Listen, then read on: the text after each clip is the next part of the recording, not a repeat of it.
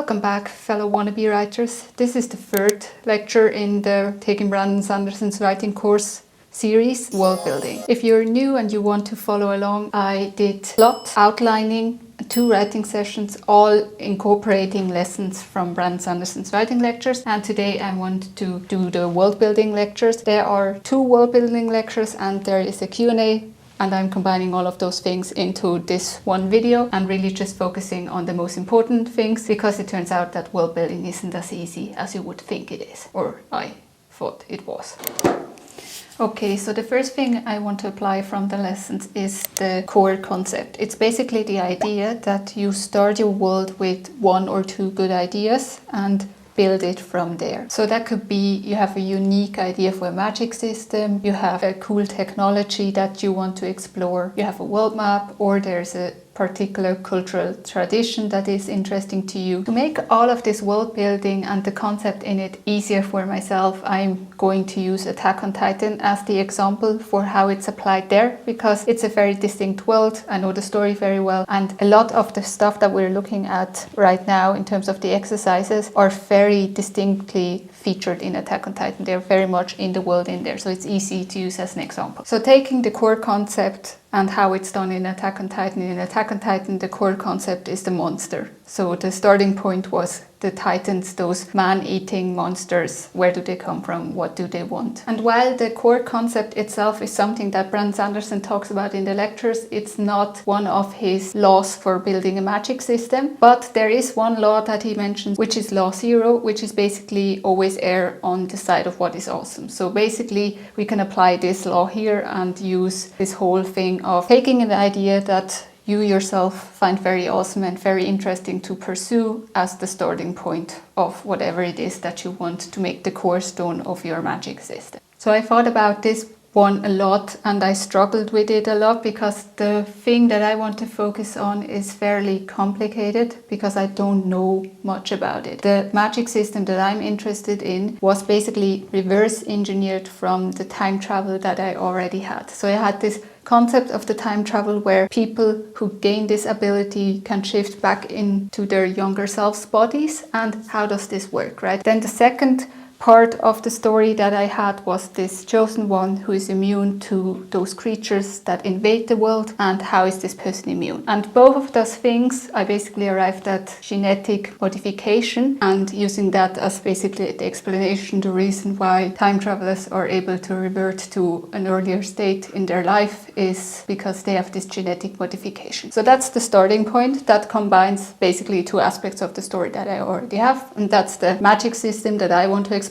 It's not really magic, it's more sci-fi technology or even a biological ability, but in the context of this lesson, everything that we're talking about is considered the magic system, even if you don't actually have magic. So if you have technology for your sci-fi story, same thing. And now that we have this core idea to work with, the next thing that he talks about is basically his second law, which is to add limitations. So limitations are about making the story more interesting by putting limitations on the magic, and through that you create stakes, you create more conflict, and you create costs and consequences for the users of the magic. And this is really applicable, so this is really cool. He breaks it down into flaws, limitations, and costs. Flaws are about things that we don't understand about the magic. So since we as the reader as well as the characters have a limited understanding of the magic and how it works, it is basically the characters do stuff, they figure out stuff about the magic through trying it out, and because of that there can be a lot of consequences. There can be very negative consequences because they are trying it out as they go. In Attack on Titan, once Eren basically has the shifter ability, they don't know how he got it, they don't know exactly what it is or how it works, and because of that there's a lot of flaws in how he can use it, right? There's the discovery process of him figuring out he has to hurt himself in order to turn. That was the first flaw that he overcame. Then the next thing was to figure out how he can basically control it so that he doesn't go on a rampage instead of doing what he's supposed to do while he's Titan. In my story, I don't want the genetic modification to be something that the humans discovered or the humans can necessarily control. So it's supposed to be an ability that this other species from another world, this other civilization had, and they are the ones that created those genetic modification codes. In whatever form they come, I don't know that yet, but basically they created those codes that the humans who then get the time travel or whatever are affected by. So maybe it's in the form of a virus or something that you can insert into the body and it causes the modifications. And through that, there's no knowledge of how exactly these modifications happen, and also not what exactly those modifications are. And because of that, there's also no knowledge of what exactly are the side effects and what do you need to consider when applying them. All of those things are stuff that in the beginning the humans have no knowledge of at all, and then as the story progresses and they learn more and more, they will get better at knowing that stuff and maybe even be able to use some of the genetic modification stuff better. But it is always something that they won't have full control over because it's not their technology. Then for limitations are the things that have to be worked, they can't be overcome. That's basically how Brandon Sanderson describes them. So those are the set parameters of the magic system and what it can do. In Attack on Titan, limitations are that there are a certain amount of Titan shifters and there can't be any more. You can't create any more of them, or certain abilities can only be used by certain Titan shifters. It's those kind of set rules that you defined for your magic system to make it more interesting and to give it more stakes. With the limitations, I'm not that set yet for my own story because I don't know enough, I think, to have like completely set rules. But one limitation is that it's not compatible with all people. So there are certain requirements a person needs to have in order to be able to be modified in that way, especially since the technology is obviously not made for human anatomy. Another thing is that there are limited abilities that can be given to a person. So a person can't be completely altered. There can be a few modifications made, but at some point you hit the physical limitation of the person and then it doesn't go any further than that. So those are the first few ideas that I have in terms of limitation, but like I said, those aren't very set rules yet because I need to know more of what exactly I want the characters to be able to do in the story before I set the rules, if that makes sense. Kind of like right now I'm still giving myself the freedom to basically define the plot first before I define the set rules of the world. And then the final one is my favorite one because I think that's the coolest one in terms of creating stakes and conflict on a character level. So this one is the cost. So what do the characters lose for using the magic? What consequences are there for using the magic? In Attack on Titan, the main cost for all the Titan shifters is that this very severely limits their lifespan. Another cost was that for those who inherited the founding Titan, they had their will directly limited to that of the original king. So basically they lost their own freedom to decide what they wanted to do. And for my story, the cost that I want to have is definitely, like I said, the genetic modification codes that the humans use weren't made for humans. So there are definitely costs in terms of having physical effects, mental effects. I like the idea of this having a severe mental effect on people who have the time travel ability, not just the physical makeup, but also in terms of memories and how memories are processed, for example. How exactly would that work? So those kinds of costs. And then also the other cost is very much what happens when you introduce these kind of supernatural abilities through those modifications into a world where humans were basically completely normal before that, and how this affects the world. I hope this is somewhat useful for your own story, and if you are applying this, let me know how you're applying it, how you flesh out the limitations and the costs of your magic system. I would be really interested to hear some feedback on how you're applying it and what different ways there are to apply it. And also, if this is helpful for you, you can let me know by giving it a like or leaving me a comment in terms of how to improve what I'm doing here. Okay, 2 down, 1 to go, and this is the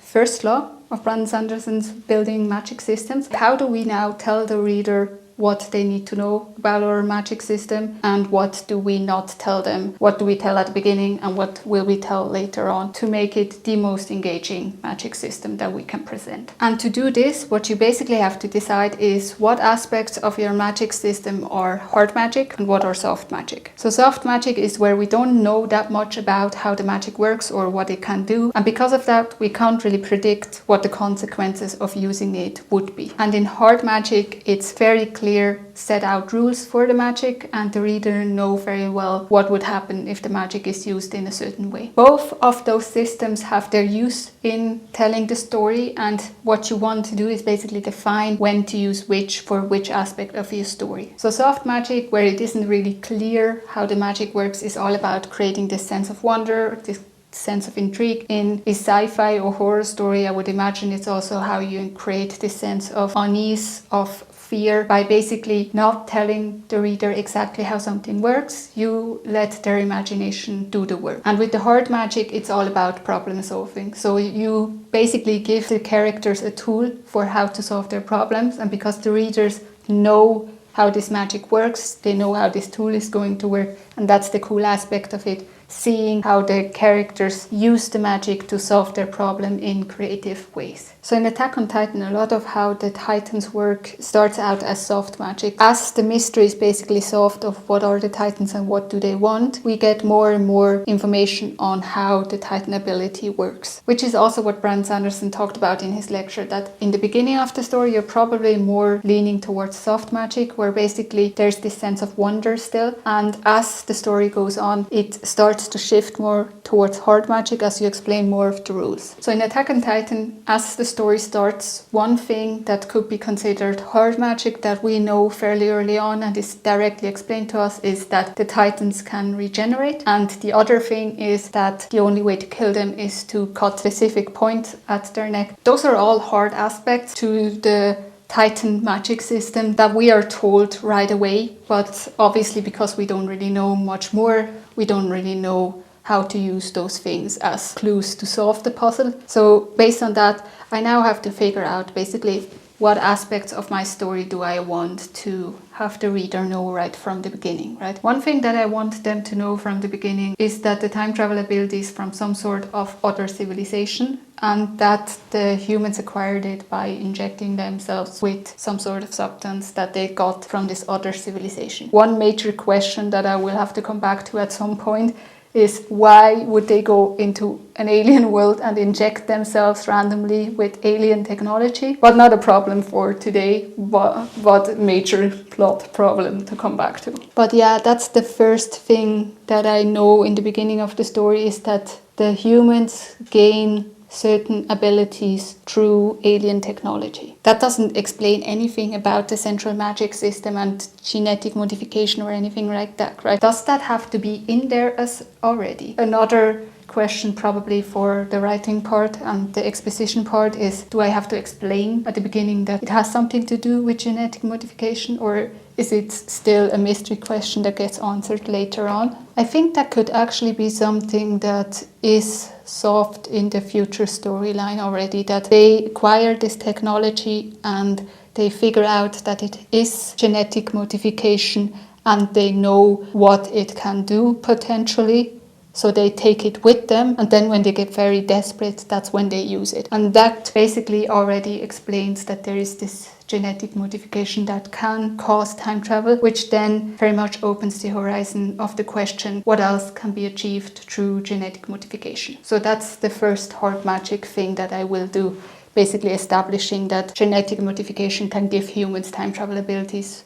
And then what else is there? And then another aspect that I'm not really sure if that's already hard magic to explain directly or later on is the chosen one and the immunity that this person has. I think that is something that doesn't even need to be fully explained or established, that when he's the only one who can't be taken over by the invading forces, that's probably because he's special in some way. That's also something that I'm not completely decided on yet, if I want to give a complete explanation as to why this person has some sort of rare genetic mutation, mostly because I don't really know yet if that becomes plot relevant later on, that the explanation is actually a plot element or if it is just an established thing. Basically, this person has this because there was a chance that 1 in a billion people would have this, and the only reason why we're focusing on this person is because this person has this, right? Okay, yeah, I like that, I think. So I'm going to split it up into time travel because of genetic modification, hard magic aspect. Chosen one, immunity, why exactly and what can be done with it, soft magic aspect. So this theory input is rather short, but it's something important that he talks about in the lectures that I wanted to also mention here, which is the concept of suspense of disbelief, how you get the reader to the point where they